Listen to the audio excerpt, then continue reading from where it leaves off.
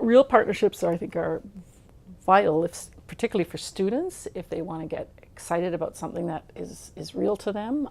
My experience with community-based research partnerships, community campus partnerships that use community-based research, is students feel connected, they feel a sense of belonging, and they meet real people, and they feel less alienated, and they get out of the classroom. My advice for students doing community-based research is to listen, to think about what it means to have really good listening skills, but it also requires that the students are good initiators of conversation. So it's a very interesting combination of being able to talk and being able to listen.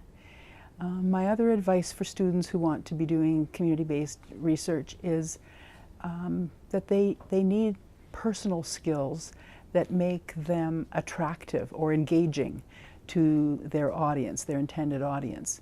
So I think those skills include being friendly, warm, poised, and focused.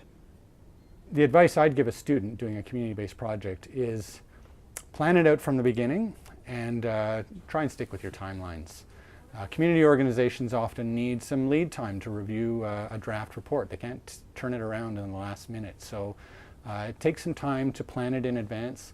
And one of the things to make sure you plan in is some kind of debriefing with the community organization before your final report is due, so that you can get their feedback and then incorporate it into the final product that you give your prof and that you give the organization. So I guess one of the first things is to manage your expectations. And I guess one of the most important things as students is that you kind of go into it thinking that you're going to change the world, or that your idea is going to be the best idea that the communities are automatically going to be really drawn to and really excited and passionate about, and that's not always the case. So the number one thing I would say is listen first, and then take what you learn, reflect on it, kind of muddle about it in your brain, in your mind, and identify how you can help or provide support. And then go back to the community with your ideas and work with them towards a solution. One of the practices that I would use when I do community-based research is to work with groups that I have a relationship with already. I really think that working in community-based research means not just the research itself, but actually thinking about before the research starts and after the research is completed.